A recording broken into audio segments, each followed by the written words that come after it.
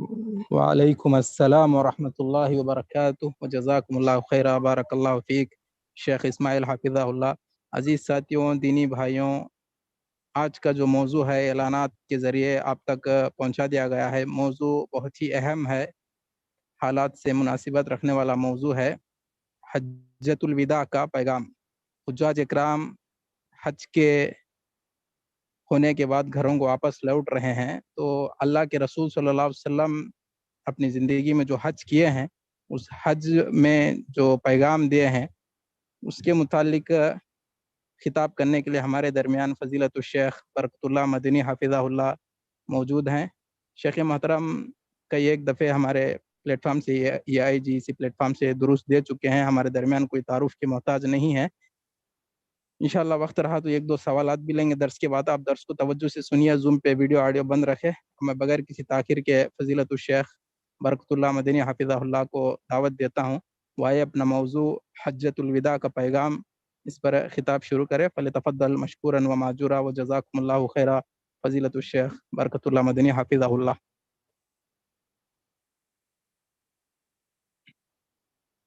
السلام عليكم ورحمة الله وبركاته. إن الحمد لله نحمده ونستعينه ونستغفره ونعوذ بالله من شرور أنفسنا ومن سيئات أعمالنا، من يهده الله فلا مضل له ومن يضلل فلا هادي له، وأشهد أن لا إله إلا الله وحده لا شريك له، وأشهد أن محمدا عبده ورسوله.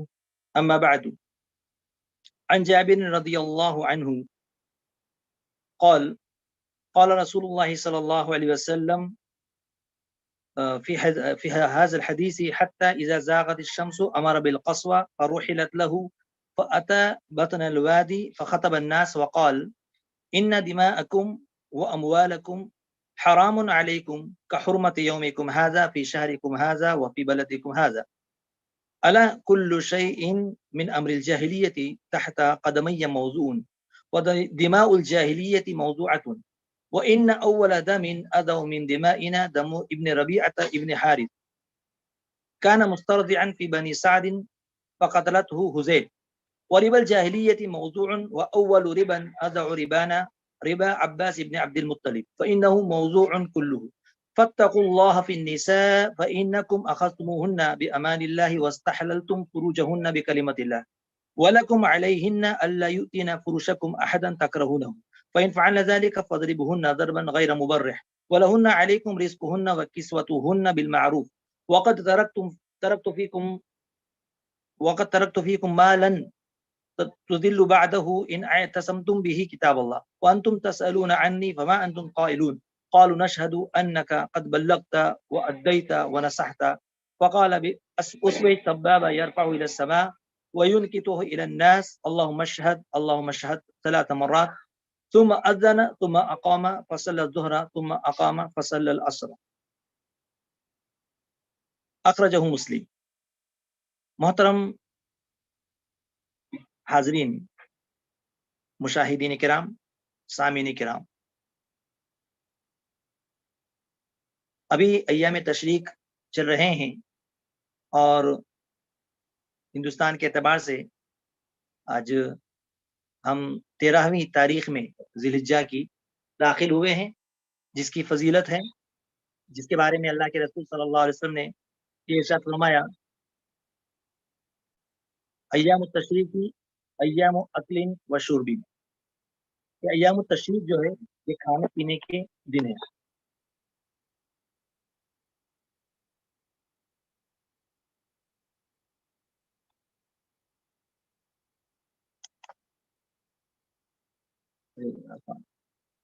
ایام التشریق ایام اکل و شرب، ایام التشریق یہ کھانے پینے کے دن ہے، اور اس میں روزہ رکھنے سے روکا گیا ہے، منع کیا گیا ہے۔ تو محترم حاضرین، ایام التشریق بھی ذکر اللہ کا ذکر کرنے کے ایام ہیں۔ ان دنوں میں قربانی کی جاتی ہے، اور قربانی کا افضل دن جیسا کہ عید کا دن ہے، 10 ذی الحجہ کا دن ہے، اور اس کے بعد بھی 3 دن کی اجازت ہے جسے ایام التشریق بھی کہا جاتا ہے۔ آج جس موضوع کو لے کر کے میں حاضر ہوا ہوں، موضوع موقع اور مناسبت سے حجۃ الوداع کا پیغام ہے۔ یعنی نبی کریم صلی اللہ علیہ وسلم نے جو حج کیا، آخری حج، اس کا پیغام عرفات کے میدان میں یوم عرفہ کے دن اللہ کے رسول صلی اللہ علیہ وسلم نے خطبہ دیا، اور مختلف مواقع پر اللہ کے رسول صلی اللہ علیہ وسلم نے خطبہ دیا، لیکن جو عظیم الشان خطبہ تھا وہ اللہ کے رسول صلی اللہ علیہ وسلم نے عرفہ کے دن دیا تھا، یوم عرفہ کو۔ اللہ کے رسول صلی اللہ علیہ وسلم نے بڑی لمبی حدیث ہے، مسلم کی حدیث نمبر 1218، جابر بن عبداللہ رضی اللہ تعالیٰ عنہ کی یہ حدیث جو کہ بہت ہی طویل ہے۔ میں نے آپ کے سامنے جو ابھی شروع میں پیش کیا ہے یہ انتہائی مختصر طور پر آپ کے سامنے رکھا ہے، یعنی اس کا ایک حصہ جو خطبہ تھا اس کے چند نکات آپ کے سامنے رکھیں، ورنہ یہ وہ حدیث ہے جابر بن عبداللہ رضی اللہ عنہ کی وہ لمبی حدیث جس میں انہوں نے نبی کریم صلی اللہ علیہ وسلم کے مدینہ سے نکلنے تک کا سفر اور پھر مکہ پہنچنے تک کا، اور اس میں پورے حج کی صفت کا تذکرہ کیا کہ کس طریقے سے اللہ کے رسول صلی اللہ علیہ وسلم نے حج کیا۔ بہت ہی مشہور حدیث ہے اور بہت ہی زیادہ اہم فوائد پر اور اہم قواعد پر مشتمل یہ حدیث ہے جس کو امام مسلم نے روایت کیا ہے۔ میں تفصیل میں نہ جاتے ہوئے جو موضوع ہے کہ اللہ کے رسول صلی اللہ علیہ وسلم نے جو خطبہ دیا تھا اس خطبے میں اللہ کے رسول صلی اللہ علیہ وسلم نے کون سی اہم باتوں کی طرف اشارہ کیا اور کون کون سی اہم باتیں کی، یہ دیکھیے یہ سمجھ لیجئے کہ ہر انسان جب اس دنیا سے رخصت ہوتا ہے اور اس کا آخری کوئی عمل ہوتا ہے تو اس کی اہمیت بڑھ جاتی ہے، آخری کلمات یا پھر اگر کسی چیز کی اس نے وصیت کی ہے تو وہ وصیت بہت ہی زیادہ اہمیت کی حامل ہوا کرتی ہے۔ اب تمام انسانوں میں سب سے زیادہ افضل، بہتر، برتر ان کے کلمات ہوں اور وہ اللہ کے محبوب ہیں، اللہ کے پسندیدہ ہیں، اور ان کا آخری حج ہے اور آخری حج میں یہ پیغام ہے حجۃ الوداع کے موقع پر، تو ذرا سوچئے کہ اس کی اہمیت کس قدر زیادہ ہوگی۔ اور اس کی اہمیت کا اندازہ آپ اس بات سے لگا بھی سکتے ہیں کہ نبی کریم صلی اللہ علیہ وسلم نے لوگوں کو اس میں جو ہے یعنی اس اعتبار سے لوگوں کو مخاطب کیا کہ گویا کہ اللہ کے رسول صلی اللہ علیہ وسلم کی آخری وصیت ہے، وصیت مودع، گویا کہ آخری وصیت۔ اور اسی طرح اللہ کے رسول صلی اللہ علیہ وسلم لوگوں سے مطالبہ کر رہے ہیں کہ وہ خاموش ہو جائیں، جیسا کہ حجۃ الوداع کے موقع پر بخاری کی جو روایت ہے 121 نمبر کی حدیث اور مسلم کی روایت 65، اس میں استنصت الناس، لوگوں سے اللہ کے رسول صلی اللہ علیہ وسلم نے مطالبہ کیا کہ وہ خاموشی اختیار کریں۔ اس سے بھی اس کی اہمیت کا اندازہ لگایا جا سکتا ہے۔ اسی طرح ابو امامہ باہلی رضی اللہ تعالیٰ عنہ کی روایت جس میں جو کہ مسند میں ہے، مسند امام احمد میں ہے، سمعت رسول اللہ صلی اللہ علیہ وسلم یخطب الناس فی حجۃ الوداع وهو علی الجدع واضع رجله فی غراز الرحل یتطاول یقول الا تسمعون، تو اللہ کے رسول صلی اللہ علیہ وسلم حجۃ الوداع کے موقع پر بار بار الا تسمعون، کیا تم سن رہے ہو، تم سن کیوں نہیں رہے ہو، کیا آواز میری آ رہی ہے، کیا تم سب نے سن لیا بات کو۔ یہ باتیں اس خطبے کی اہمیت پر دلالت کرتی ہے کہ کتنا عظیم الشان یہ خطبہ ہے، خطبۃ حجۃ الوداع، اور اس کا پیغام کتنا اہم ہے۔ اسی طرح عبد الرحمن ابن معاذ رضی اللہ تعالیٰ عنہ بھی کہتے ہیں، سنن نسائی کی روایت ہے کہ خطبنا رسول اللہ صلی اللہ علیہ وسلم بمنى فتح اللہ اسماعنا حتى ان كنا لنسمع ما يقول ونحن في منازلنا، اللہ تبارک و تعالیٰ نے ہمارے کانوں کو اس دن کھول دیا یہاں تک کہ ہم جو اپنے اپنے گھروں میں تھے اور اپنے اپنے جگہوں پر تھے، اپنے اپنے مقام منا میں اپنے اپنی جگہوں میں تھے، اور اللہ کے رسول صلی اللہ علیہ وسلم کی بات کو ہم سن پا رہے تھے۔ اور اس طرح خطبے میں الا هل بلغت، الا هل بلغت، اللہم اشہد، اور اس طرح کے جو کلمات ہیں آخر میں کہ کیا میں نے پہنچا دی بات کو۔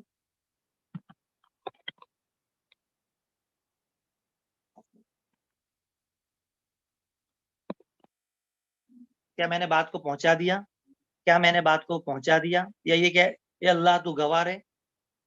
اس طرح کے جو کلمات ہیں اس سے بھی اس خطبے کی اہمیت کا اندازہ لگایا جا سکتا ہے کہ یہ خطبہ کتنا عظیم الشان رہا ہے۔ اسی طرح اللہ کے رسول صلی اللہ علیہ وسلم نے آخر میں، اس خطبے کے آخر میں یہ بھی کہا، خطبے کے چند کلمات میں آپ کے سامنے رکھوں گا یا اس کا پیغام آپ کے سامنے رکھوں گا، لیکن اس میں اللہ کے رسول صلی اللہ علیہ وسلم نے مکرر طور پر بار بار اس چیز کا حکم دیا کہ جو یہاں پر جو حاضر ہیں وہ غائب جو نہیں پہنچے ان تک یہ بات کو پہنچاتے، فَلْيُبَلِّغُ الشَّاهِدُ الْغَائِبَ فَلْيُبَلِّغُ الشَّاهِدُ الْغَائِبَ فَرُبَّ مُبَلَّغٍ أَوْ عَامٍ سَامِعٍ، کہ کبھی کبھی جو ہے جس کو پہنچایا جائے وہ سننے والے سے زیادہ اسے محفوظ رکھتا ہے، لہذا جو بھی یہاں پر ہیں وہ دوسروں تک پہنچاتے ہیں۔ آواز آ رہی ہے میری؟ اپن جی ٹھیک ہے شیخ، آواز ٹھیک سے آ رہی ہے، دکھ نہیں پاتا شاید۔ صحیح، اسکرین دکھ آواز رہا ہے آپ بالکل صحیح۔ اسکرین ابھی بند ہوا شیخ، کو؟ جی وہی ابھی اپن بند تھوڑا ہوا، سا اس کے پہلے بھی تھوڑا بند ہوا، پھر چالو ہوا۔ کوئی بات نہیں۔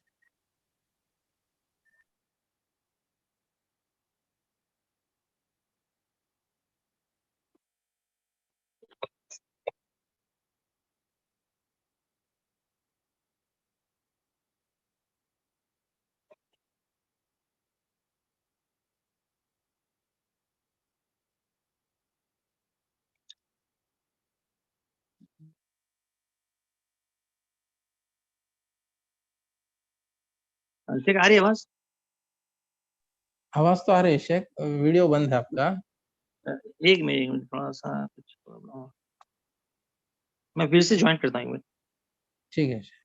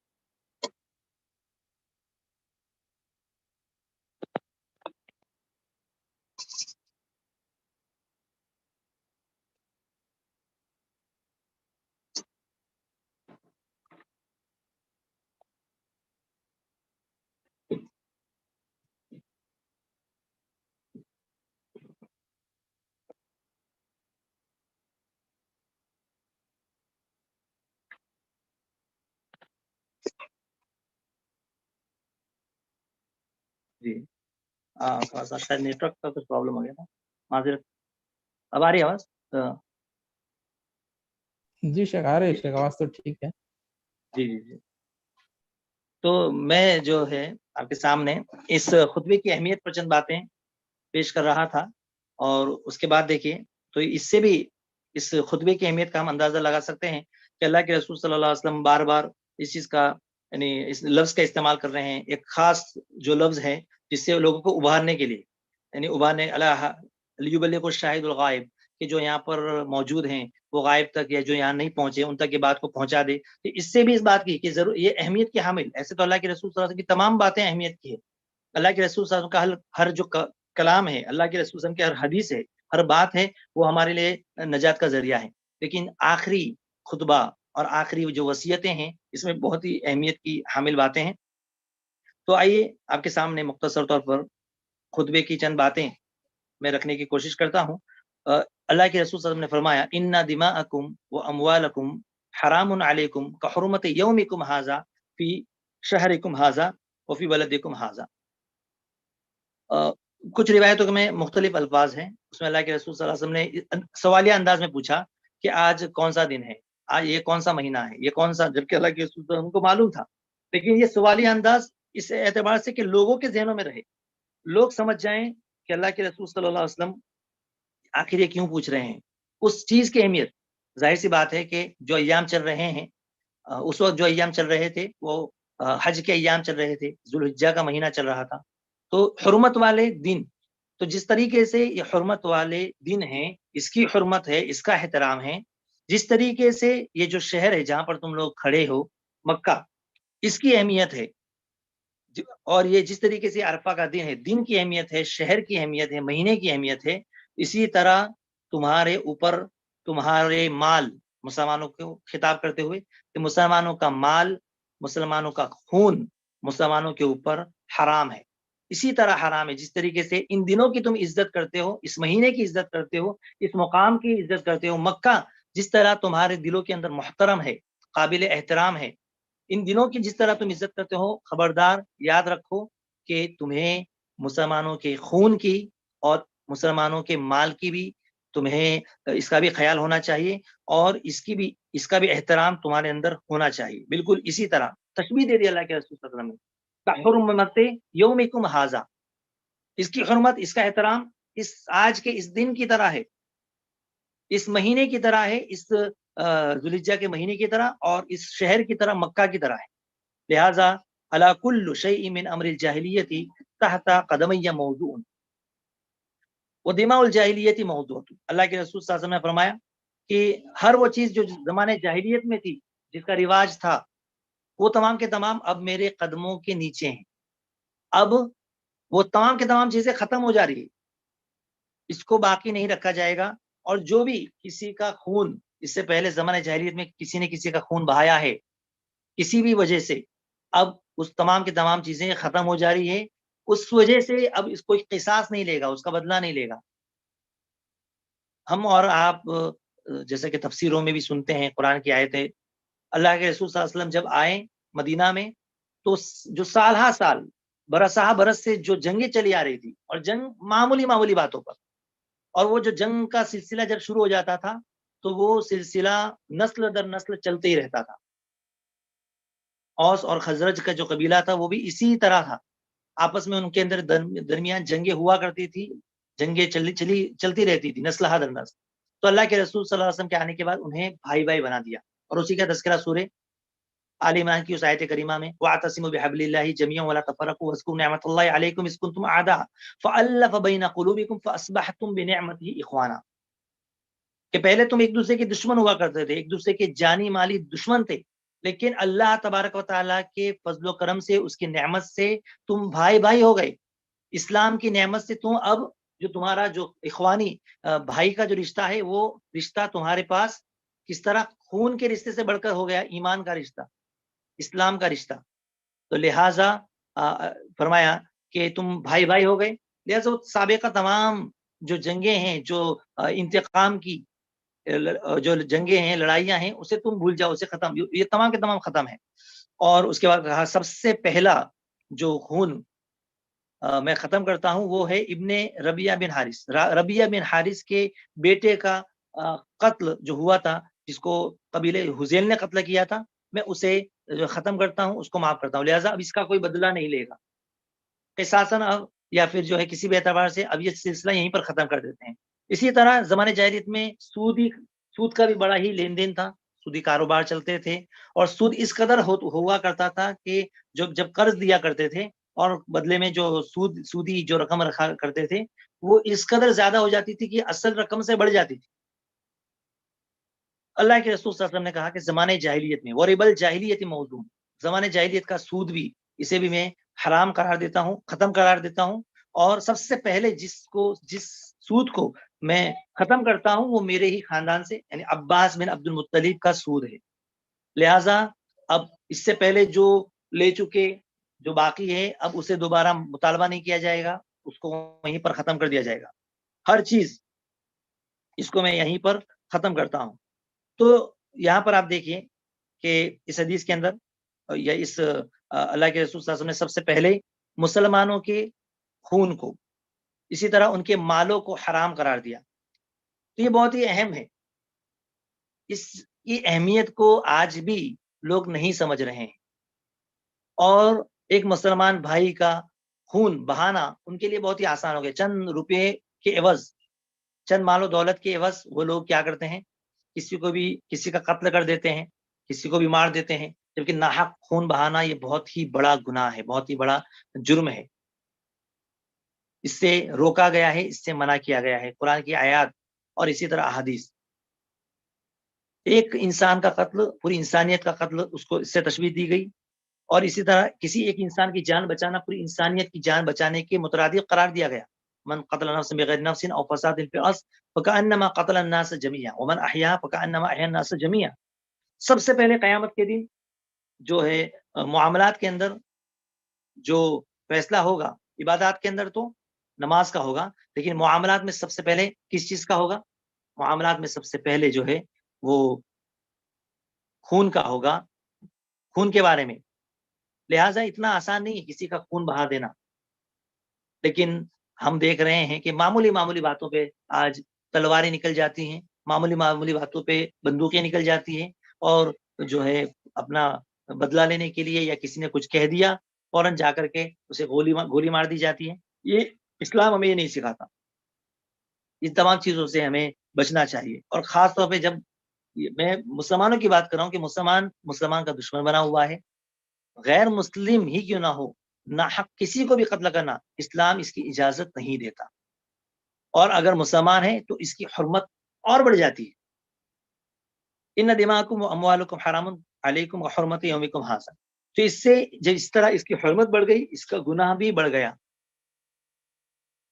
اگر کوئی شخص اس طرح کے جرم کا ارتکاب کرتا ہے، اس کے گناہ میں بھی اضافہ ہوتا ہے.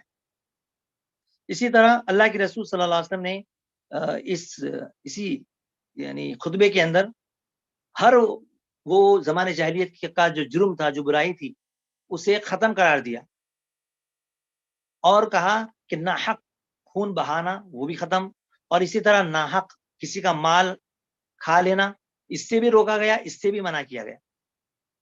اللہ کے رسول صلی اللہ علیہ وسلم نے پہلے تو مسلمان کی طرف دیکھا کہ مسلمان کا خون بھی حرام ہے اور اس کا مال. تو ناحق طریقے سے کسی مسلمان کا مال ہڑپ کر لینا، اسے دھوکہ دے کر کے، یا یہ کہ جھوٹ کہہ کر کے، یا یہ کہ اسے جو ہے مطلب کسی بھی اعتبار سے. اور قرآن کریم کی آیت کریمہ باطل کا لفظ استعمال کیا گیا، یا ایھا الذین آمنوا، کیا واضح طور پر لا تاکلوا اموالکم بینکم بالباطل، تم آپس میں ایک دوسرے کے مالوں کو باطل طریقے سے مت کھاؤ. یہ باطل کا جو لفظ ہے اس میں ساری چیزیں آ گئی. اگر کسی نے کسی کو دھوکہ دے کر کے پیسے لے لیے، قرض کے طور پر لے کر کے بھی نہیں دے رہا ہے، یہ بھی باطل طریقہ ہے. لینے کے وقت ہی ارادہ دینے کا نہیں ہے. آج کل یہ بہت ہوتا ہے ہمارے درمیان، اور اس میں ہمارے مسلمان ملوث ہے. اس قدر ملوث ہے کہ مسلمانوں کا اعتبار اٹھتا جا رہا ہے. یہاں تک کہ اگر کسی کو واقعی میں حاجت ہے، ضرورت ہے، محتاجی ہے، پریشانی ہے، اور وہ مانگنے جا رہا ہے تو نہیں مل رہا ہے، کیونکہ بھروسہ ختم ہوتے جا رہا ہے. یہ بہت ہی بڑی چیز ہے. چند لوگوں کی وجہ سے، جنہوں نے پیسہ لیا قرض کے طور پر، پھر بھول گئے یا پھر بہانے کرنے لگے، یہ بھی ظلم ہے. مطل الغنی ظلم. مالدار آدمی کا قرض لینے کے بعد ٹال مٹول کرنا، کل دے دوں گا، اگلے مہینے میں دے دوں گا، بعد میں دے دوں گا، اور اس کے بعد دینے کی نیت ہی نہیں ہے، تو یہ بھی ناجائز طور پر باطل طریقے سے مال کھانا ہے. اور دوسری آیت کریمہ میں وَتُدْلُوا بِهَا إِلَى الْحُكَّامِ، تم باطل طریقے سے مال کھاتے ہو اور حکام تک اسے پہنچاتے ہو، یعنی حاکموں کی چاپلوسی کرنا، اور اس کو کچھ رشوت دے دینا، کچھ رقم ان کو دے دینا، اور اس کے بدلے میں جھوٹے کیسز کرنا، کچھ پولیس والوں کو، وکیلوں کو، ججوں کو خرید کر کے انہیں کچھ کھلا دینا، اور اس کے بعد پراپرٹی ہڑپ کر لینا، جائیداد کے اوپر ناجائز طور پر قبضہ کر لینا. یہ عام سی بات ہو چکی ہے. آج مسلمان یہ کام کر رہے ہیں، اور دعویٰ نبی کریم صلی اللہ علیہ وسلم سے محبت کا ہے. محبت کے لیے، نبی کی محبت کے لیے جان جو ہے ہم قربان کر دیں گے، گردن کٹا دیں گے، لیکن ہم اپنے اعمال پر غور نہیں کر رہے ہیں کہ ہماری وجہ سے ہمارے کتنے مسلمان پریشان ہیں، قرض ادا نہیں ہو رہا ہے. اسی طرح تجارت میں دھوکہ، فراڈ، فریب، جھوٹ، یہ تمام کی تمام صفات آج غیر مسلموں میں نہیں، مسلمانوں کے اندر پائی جا رہی. تو اس لیے اللہ کے رسول صلی اللہ علیہ وسلم کی اس وصیت کو ہمیں یاد رکھنا چاہیے کہ جب بھی کسی کے مال پر اگر ہماری بری نیت ہے، کسی کے گھر کے اوپر ہماری بری نیت ہے، کسی کی زمین کے اوپر، جائیداد کے اوپر، پراپرٹی کے اوپر اگر ہماری نیت کے اندر فطور ہے، تو سمجھ جائیے کہ اس کا حساب ہمیں اللہ تعالیٰ کو دینا ہے. لہٰذا اس سے اپنے آپ کو جتنا ہو سکے، اگر ہم پر ظلم ہوا ہے، ہماری طرف سے کسی نے لے لیا، قیامت کے دن ہمیں مل جائے گا، اس کے بدلے میں نیکیاں مل جائے گی صبر کرنے پر. لیکن ہماری طرف سے ہم کسی کے 1 روپے کے اوپر بھی ناجائز طور پر ہم اس کو حاصل کریں، اس سے بچنا چاہیے. زندگی موت کا کوئی بھروسہ نہیں. لاکھوں روپے، کروڑوں روپے اگر لے کر کے دوسرے ہی چند ہی لمحات کے اندر، یا کچھ منٹوں کے اندر، یا کچھ مہینوں کے اندر اگر موت واقع ہو جائے، چلو زندگی اللہ رب العزت نے دے دی، کتنا ہم جئیں گے؟ کبھی تو مرنا ہے. مر کر کے پھر اللہ کے سامنے حساب بھی دینا ہے، اللہ کے پاس جانا ہے.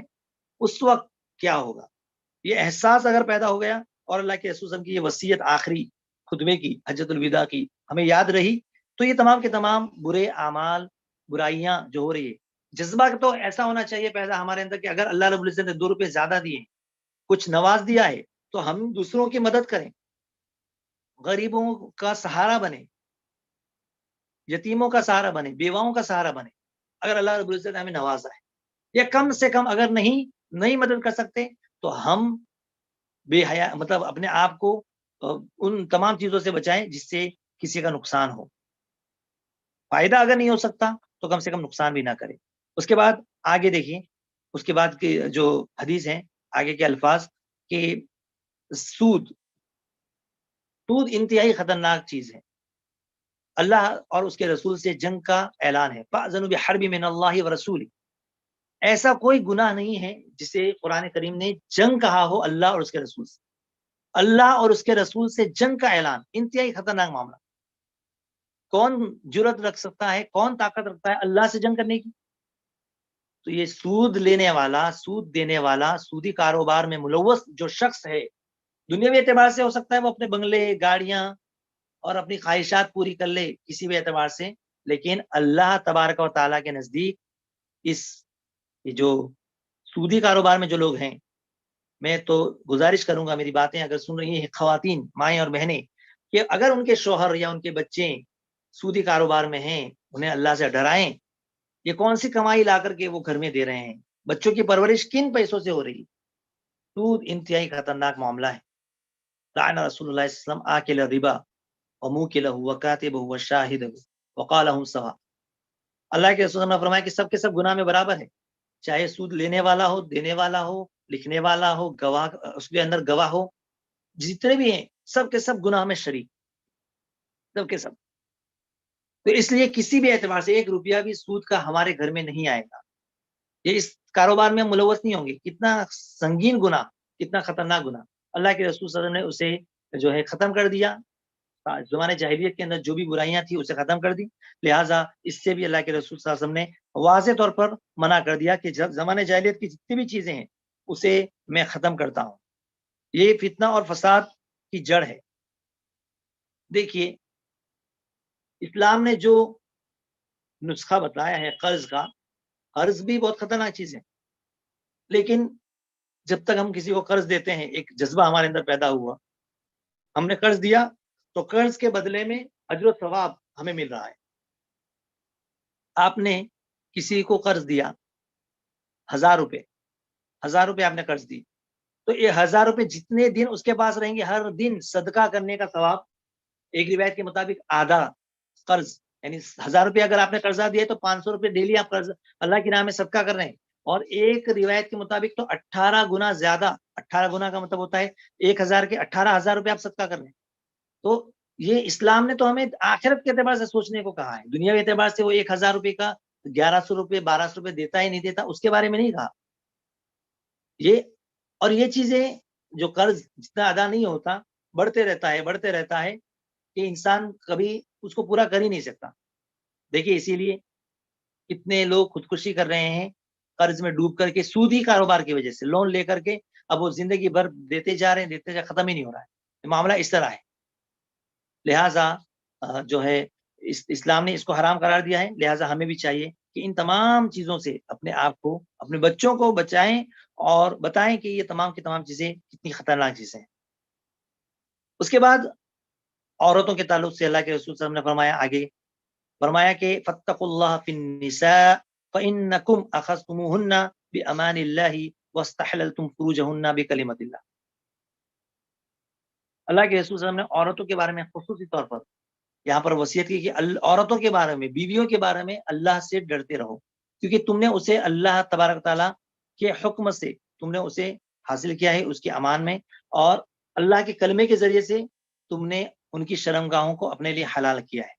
لہٰذا تم ان کے بارے میں اللہ سے ڈرو، ان کے حقوق ادا کرو، ان کے اوپر ظلم مت کرو، زیادتی مت کرو. اور آگے فرمایا کہ ان کے اوپر بھی تمہارے لیے حق ہے. انہیں بھی چاہیے کہ جس کو تم ناپسند کرو اسے وہ اپنے بستر پر نہ بٹھائے، اپنے گھر میں داخل نہ ہونے دے.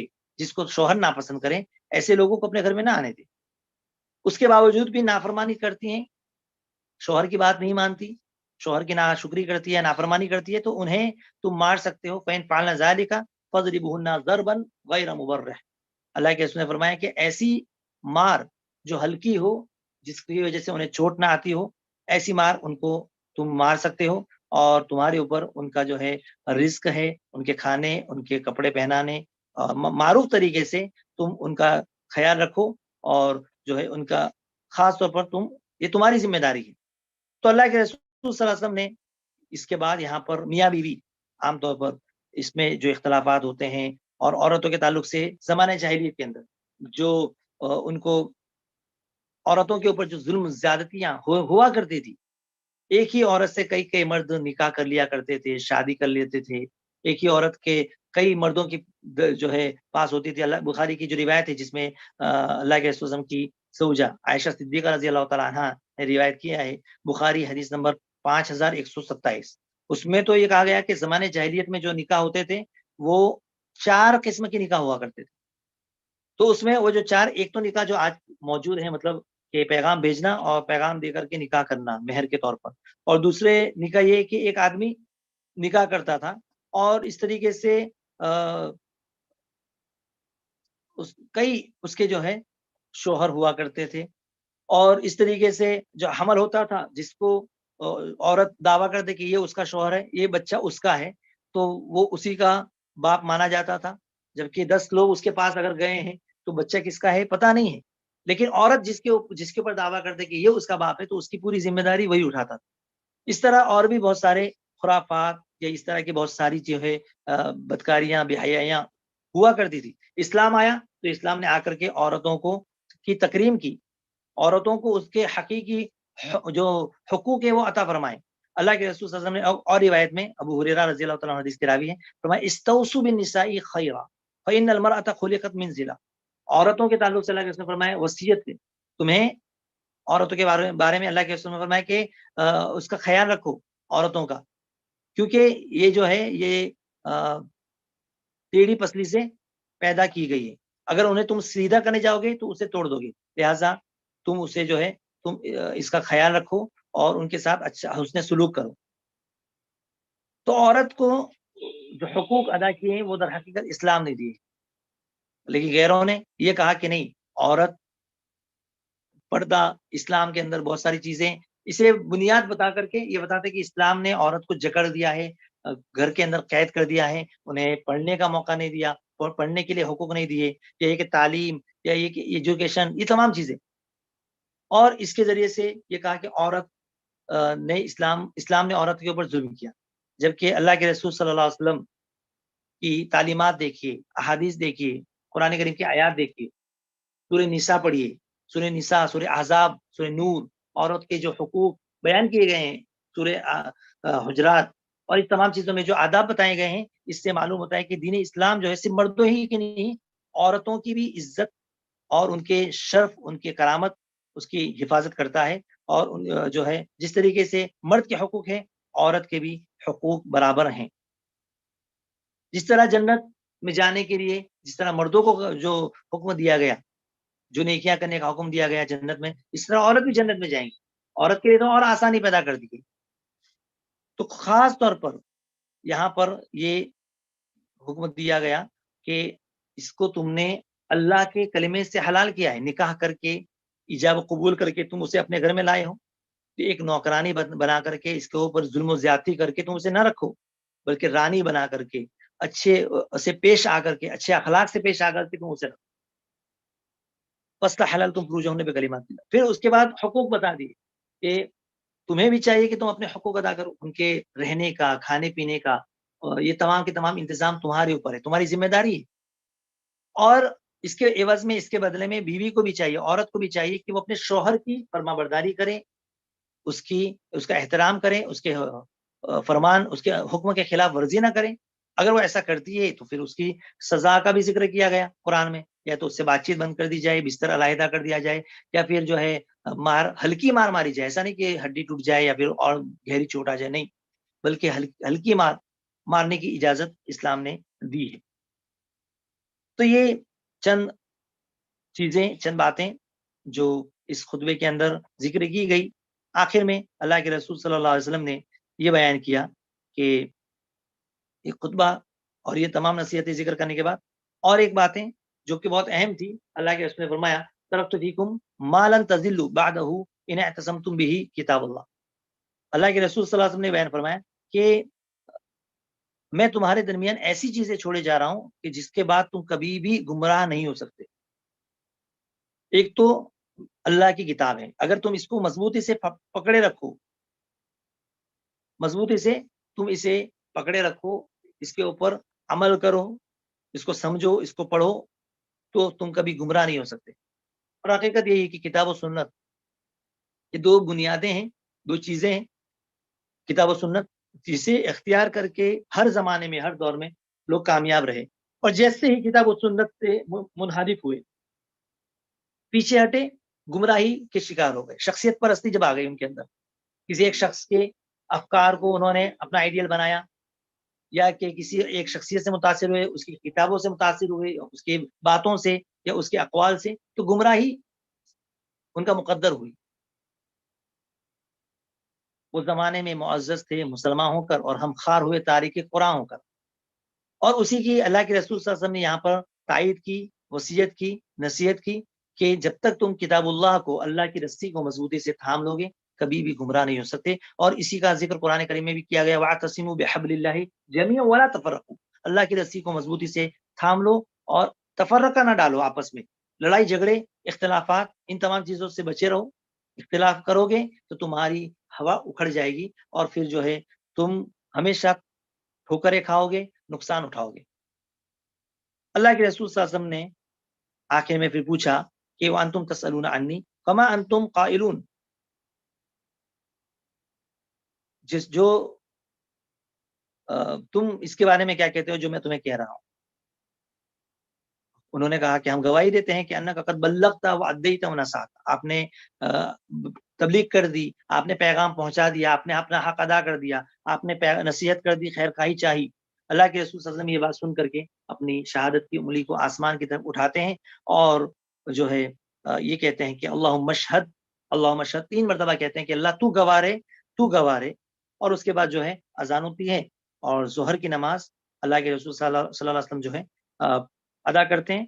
اور اس کے بعد عصر کی نماز، جیسا کہ طریقہ ہے، ظہر اور عصر جمع کیا جاتا ہے. اور اس کے بعد مقام عرفات کے اندر خطبہ یعنی عرفہ کا جو خطبہ تھا، تو یہ خطبہ اور اس کی چند باتیں، اور اس کے علاوہ بھی مختلف مقامات پر اللہ کے رسول صلی اللہ علیہ وسلم نے مختلف خطبات دیے، اور اس کے بہت ہی اہم اہم باتیں بیان کی گئی. اور ایک خطبے کے یعنی اور ایک روایت کے اندر جو کہ یوم النحر کو دیا گیا تھا، اس میں بھی اللہ کے رسول صلی اللہ علیہ وسلم نے اسی طرح کے الفاظ کہے تھے.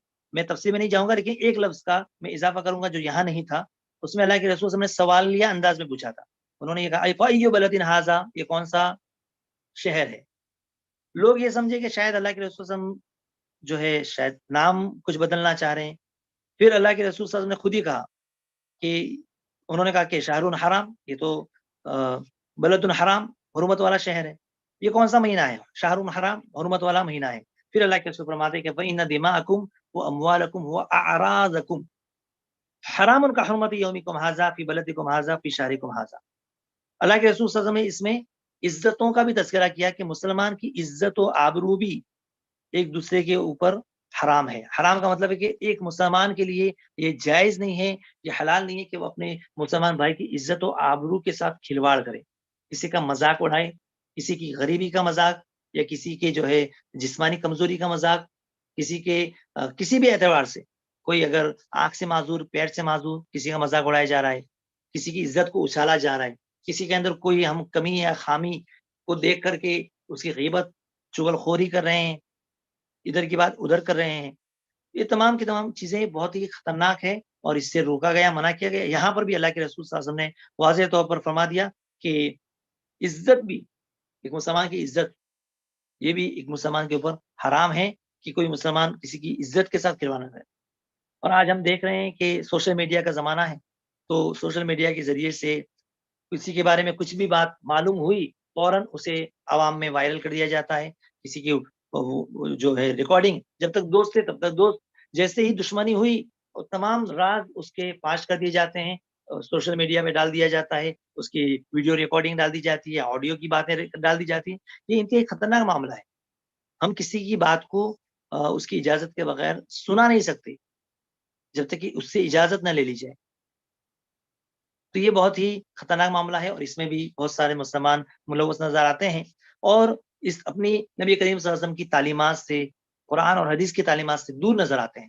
ذرا سوچئے کہ یہ تمام باتوں پر اگر عمل کرنا شروع کر دیا جائے، ان تمام باتوں پر عمل کرنا شروع کر دیا جائے، تو ہم کامیابی ہمارا مقدر ہوگی. کتنی خامیاں جو ہمارے اندر ہے، کتنے گناہ، اس سے ہم جو ہے بچ جائیں گے اگر واقعی طور پر ان نصیحتوں پر ہم عمل کرنا شروع کر دیں. لہذا خلاصہ جو ہے اس خطبے کا یا آج کی اس تقریر کا جو پیغام ہے وہ یہی ہے کہ مسلمان اپنے مسلمان بھائی کی عزت آبرو کریں، اس کے مال کو اپنے لیے حرام سمجھیں، اس کی عزت و آبرو، اس کا خون تو بہت ہی دور کی بات ہے، اس کے بارے میں بھی لوگ نہیں سوچتے، لیکن اس کی عزت کو اتنا احترام. اور اسی طرح جو ہے اسی طرح عورتوں کے تعلق سے جو اللہ کے رسول صلی اللہ علیہ وسلم نے بیان کیا، جو وصیت کی، نصیحت کی، اور حرام مال کھانے کے تعلق سے، اور خاص طور پر سود اور بہت ساری چیزیں ان جو آج کی تقریر میں بیان کی گئی، میں امید کرتا ہوں کہ ان تمام باتوں پر ہم عمل کریں گے. اور ایک روایت میں اللہ کے رسول نے فرمایا کل المسلم علی المسلم حرام دمہ و مالہ و عرضہ. مسلم ہی کی روایت ہے ابو ہریرہ کی، جس میں اللہ کے رسول نے فرمایا کہ ایک مسلمان کا دوسرے مسلمان پر حرام ہے، اس کا خون، اس کا مال، اس کی عزت. لہٰذا آپس میں ایک دوسرے سے محبت، پیار محبت سے رہنا چاہیے، ایک دوسرے کی غیبت، چغلخوری سے اپنے آپ کو بچانا چاہیے. اور نہیں تو کل قیامت کے دن ایسا نہ ہو کہ ہم جس کی بھی برائی کر رہے ہیں یا ناحق طریقے سے کسی کا مال ہڑپ کر رہے ہیں، کھا رہے ہیں، اپنے بچوں کو کھلا رہے ہیں، کل قیامت کے دن یہی لوگ آئیں گے اور آپ کی جتنی نیکیاں ہیں یہ نیکیاں لے کر کے جائیں گے. جب کوئی مال نہیں رہے گا، کچھ اس وقت نہیں رہے گا، جتنی نیکیاں ہیں سب میں تقسیم کر دی جائے گی. اور اس دن سے بڑا مفلس کوئی نہیں ہے، جیسے کہ اللہ کے رسول نے فرمایا اتدرون ما المفلس، تمہیں معلوم ہے کہ کون ہے مفلس؟ صحابہ نے کہا جس کے پاس روپیہ پیسے نہ ہو، دینار نہ ہو، درہم نہ ہو. اللہ کے رسول نے فرمایا قیامت کے دن آئے گا میری امت کا مفلس، اس کے پاس بہت ساری نیکیاں ہوں گی، پہاڑوں کے برابر نیکیاں، لیکن ایک آئے گا اس کی جو ہے کسی کو گالی دی ہوگی، کسی کو برا بلا کہا ہوگا، کسی کا ناحق طریقے سے مال کھایا ہوگا، اور سارے لوگ اس کی نیکیاں لے کر کے چلے جائیں گے. نیکیاں ختم ہو جائے گی، لیکن ابھی لوگوں کی فہرست باقی ہے، لمبی ہے، قطار لائن. تو لوگوں کے گناہ اس کے اوپر ڈال دیے جائیں گے، یہاں تک کہ اسے جہنم میں داخل کر دیا جائے گا. تو ان تمام چیزوں سے ہمیں بچنا چاہیے. اللہ سے دعا ہے کہ اللہ رب العزت خطبۃ الحجۃ الوداع کا جو پیغام ہے اسے ہمیں سمجھنے کی توفیق عطا فرمائے اور اس کے مطابق عمل کرنے کی توفیق عطا فرمائے. آمین. وما علینا الا البلاغ المبین. السلام علیکم و رحمۃ اللہ وبرکاتہ. آمین اللہم آمین. وعلیکم السلام ورحمۃ اللہ وبرکاتہ. جزاکم اللہ خیر، بارک اللہ فیک، نفع اللہ بک الاسلام والمسلمین. یہ تھے فضیلت الشیخ برکت اللہ مدینی حافظہ اللہ، آپ کے سامنے حجۃ الوداع کا پیغام اس موضوع پر حدیث نبی صلی اللہ علیہ وسلم کے روشنی میں، اسی طرح قرآن کے آیتوں کی روشنی میں جو ہے مدلل خطاب فرما رہے تھے. اللہ تعالیٰ شیخ علم میں، عمر میں، عمل صالح میں، اہل و عیال میں برکتوں سے نوازے. مزید اللہ تعالیٰ شیخ محترم سے دینی خدمات دیتا رہے. شیخ کیا تو ایک دو سوالات لیں گے شیخ، اگر سوالات ہے تو؟ جی بالکل. بھائیوں آپ سے گزارش ہے اگر آپ کے پاس کوئی سوال ہے ٹاپک سے ریلیٹڈ یا کوئی اور سوال آپ پوچھنا چاہتے ہیں تو جلدی جلد ہینڈ ریز کریں، انشاءاللہ ایک دو سوالات کے لیے موقع ہے. ظہیر خان بھی اپنے پاس سے انمیوٹ کر کے سوال پوچھ سکتے ہیں. السلام علیکم ورحمۃ اللہ وبرکاتہ. وعلیکم السلام ورحمۃ اللہ وبرکاتہ. سے کیا ہم ایسے لوگوں کو مطلب قرض دے سکتے ہیں جو ہمیں بولے کہ میں گھر بنانا چاہتا ہوں، مجھے تھوڑا ہیلپ کر دے؟ اور کوئی میرا ایک سالہ بھی وہ باہر جانے کے لیے پتہ نہیں جھوٹ بولا کہ کیا بولا، میرے سے پیسے لیا، میں اس کو دے دیا. میں اس کو جی پوچھا تیرا کنفرم ہو گیا یا نہیں ہوا، وہ بتایا کل جائیں گے، پرسوں جائیں گے، ابھی 2-3 مہینہ ہو گیا، کچھ ہوا نہیں. تو ایسے میں کیا اس کو دینا اچھا ہے یا نہیں؟ تو مطلب آپ گھر بنانے کے تعلق سے پوچھا نا یا باہر بھیجنے کے تعلق سے؟ وہ دونوں سیم ہی، دونوں ہیں. سے کوئی گھر بنانے کے لیے بولتا ہمیں کہ تھوڑا ہیلپ کر دے، اور وہ بھی نہیں ہے تو باہر جانے کے لیے.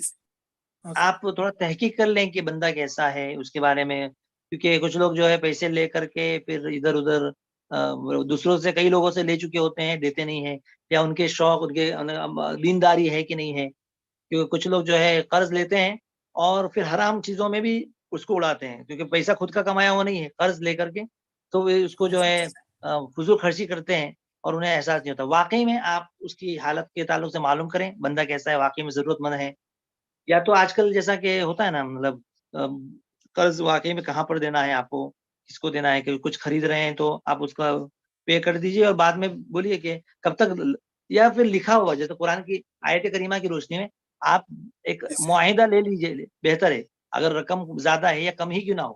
قرآن کی آیت پر ہم عمل نہیں کرتے جس کی وجہ سے بعد میں وہ مکر جاتا ہے کہ میں نے کب لیا, میں نے تو نہیں لیا. تو اگر ایگریمنٹ لکھا ہوا ہے, ایگریمنٹ لکھا ہوا ہے تو اس کے بدلے میں آپ اس کے اوپر کچھ ایکشن بھی لے سکتے ہیں بعد میں, اگر وہ واقعی میں نہیں دے رہا ہے یا ٹال مٹول کر رہا ہے ہونے کے باوجود, واقعی میں ضرورت مند ہے اور آپ اس کے اوپر اور آسانی کر رہے ہیں, تو اس کا بھی اجر و ثواب الگ سے ہے. اس کا بھی حکم ہمیں دیا گیا, وَنَظِرَةٌ إِلَىٰ مَيْسَرَةٍ, اسے مہلت دی جائے, مہلت دینے پر یہ ہے کہ کچھ قرضہ معاف کر کے کچھ واپس لے لیا جائے. یعنی اس طریقے سے بھی اسلام نے آسانی چاہیے, اور جو دوسروں پر آسانی کرتا ہے اللہ تعالیٰ قیامت کی اس لیے آسانی کرتا ہے. لیکن ہم بالکل ہی قرض دینا ہی اس لیے کہ ہمارے ساتھ ایک بار دھوکا ہو گیا اور ہم کسی کو بھی قرض نہ دیں, یہ بھی غلط طریقہ ہے, تو یہ بھی اچھی بات نہیں ہے. ہم جو ہے لوگوں کی مدد کریں, اور یہ جذبہ اچھا ہے. ہم دنیاوی اعتبار سے نہ سوچیں, آخرت کے اعتبار سے سوچیں, لیکن تحقیق کر لیں ہم کس کو دے رہے ہیں. جی جی, جزاک اللہ خیر سے. ہاں وہی ہے. اکبر اور بھائی کوئی اپنے سوال؟ پاس انمیوٹ کر سوال پوچھ سکتے ہیں. جی ہاں. السلام علیکم ورحمۃ اللہ وبرکاتہ. فضیلت الشیخ اور AEGC ٹیم کو اللہ تعالیٰ جل جلالہ عز و جل کو خوش اور حفظ و امان میں رکھے, آمین یا رب العالمین. آمین آمین. بارک اللہ فیک شیخ, جو آپ نے ہمارے لیے قیمتی ٹائم دیا ہے. شیخ محترم, میرا ایک سوال تھا, 2 سوال تھے, اگر مجھے اجازت دے سکتے ہیں شیخ؟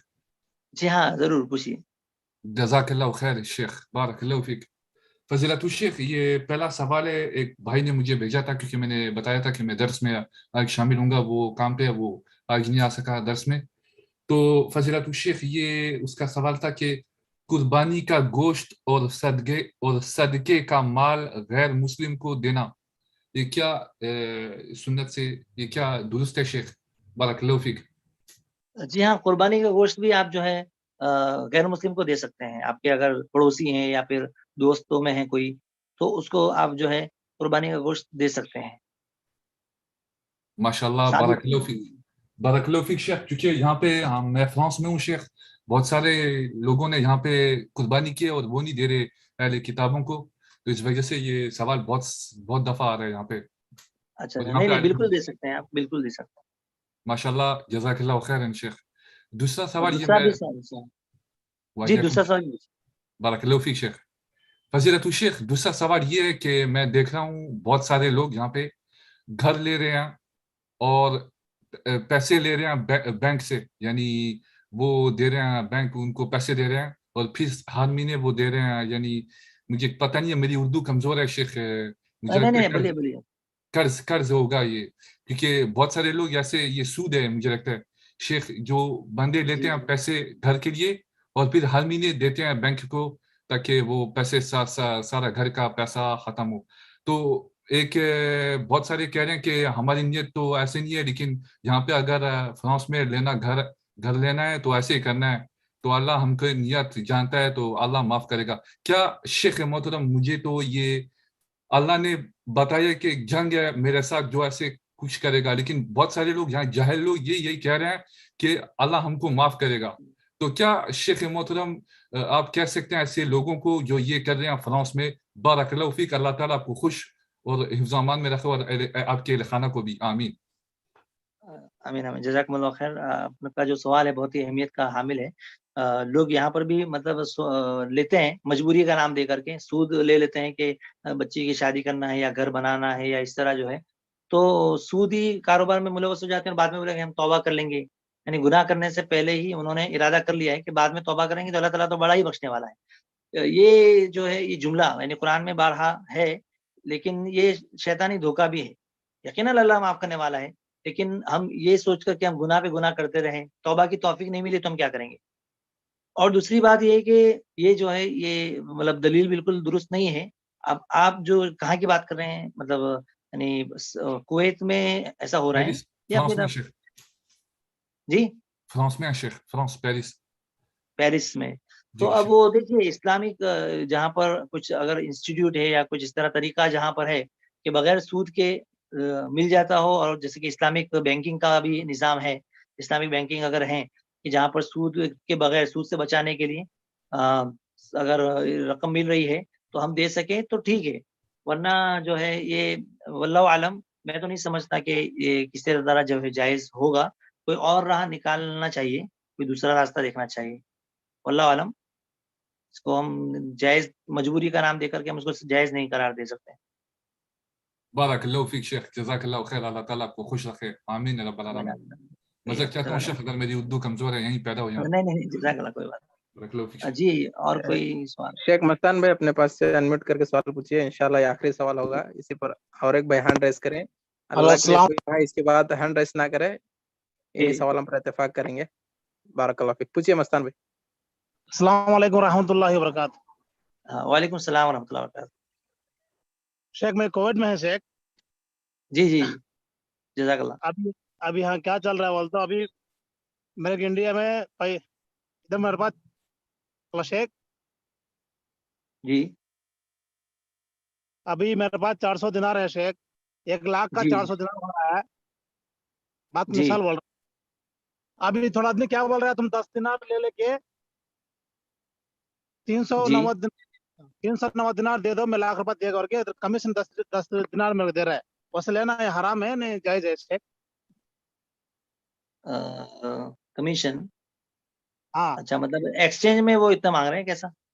نہیں ایکسچینج نہیں ہے ابھی، بس تم میں ہے گھر کے پاس لاکھ روپے دو، تمہارا آدمی میں ادھر 400 دینار ہوتا ہے لاکھ میں، وہ بولتا ہے 390 دو، بس 10 دینار تم لے لو، ایسے بول رہا ہے. ہاں تو اس کی وجہ مطلب وہ اوپر کے کمیشن مانگ رہے ہو. 10 دینار کمتی کر کے دو بول رہا ہے. مثال کے طور پہ شیخ مستان بھائی میں دیکھتا ہوں، میں سمجھانے کی کوشش کرتا ہوں. اب بینک میں 1 لاکھ روپے بھیجنا ہے بینک کے تھرو ہم کو انڈیا میں، تو 400 دینار ہوں گے شیخ. لیکن ایک عام آدمی جیسا ہم جیسے کام کرنے والے یہاں پہ آئے ہیں، کچھ اس طرح دیناروں کا وہ بزنس شروع کریں، وہ کس طرح فائدہ نقصان ہوتا ہے ان کو معلوم نہیں. وہ کہتے ہیں کہ دیکھو بینک میں 400 دینار ہوں گے، لیکن ہم آپ کو 390 دینار ہی میں جو ہے لاکھ روپے گھر کے پاس دے دیں گے. آپ 390 دو ہم کو. جی 10 دینار آپ رکھ لو، آپ کو 10 دینار بچ جائیں گے. تو کیا بھائی پوچھ رہے ہیں اس طرح درست ہے؟ نہیں، سود میں تو یہ نہیں آئے گا. اب وہ ایک طریقہ ہے نا، کوئی چیز واللہ عالم اس کا تو جو ہے میرے پاس تو علم نہیں ہے اس کا. انشاءاللہ میں اس کو پھر الگ سے میں ہمارے عبدالقادر صاحب کو پھر میں بھیجتا ہوں. تو وہ جن کا کیا ہے آپ کا نام، کویت سے ہیں آپ، گروپ میں ہیں کیا؟ جی معلوم ہے شیخ مستان بھائی، معلوم ہے. انشاءاللہ میں الگ سے بھیج دیتا ہوں، مجھے اس کا علم نہیں ہے واللہ عالم. جی بارک اللہ فیک شیخ. یہ جو ہینڈ ریس کرے ہوئے ہیں وہ اپنے پاس سے انوٹ کر کے سوال پوچھ سکتے ہیں، نام نہیں ان کا. انشاءاللہ آپ کا آخری سوال رہے گا. جو بھائی ہینڈ ریس کرے ہیں 420 نمبر ہے کچھ لکھ کے، 00420. سوال ہے تو آپ انمیوٹ کر کے سوال پوچھ سکتے ہیں.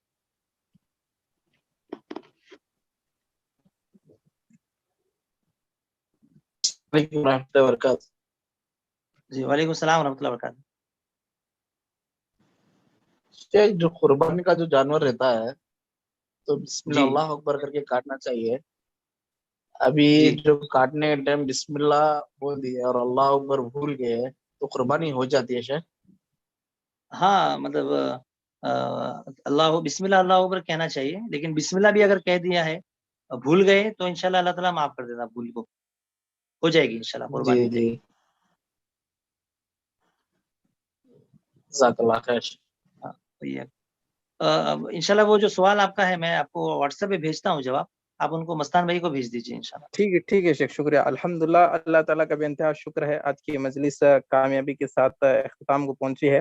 اللہ کے شکریہ کے بعد ہم شیخ برکت اللہ مدنی حافظہ اللہ کا بھی شکریہ ادا کرتے ہیں. اپنا قیمتی وقت دیر رات ہونے کے باوجود بھی انڈیا میں ہمارے لیے نکالے ہیں. اللہ تعالیٰ آپ کے علم میں، عمر میں، عمل صالح میں برکتوں سے نوازے. یہ جو بھی خدمات آپ کر رہے ہیں اللہ تعالیٰ ان کو جو ہے ذخیرہ آخرت صد کے ذریعہ بنائے.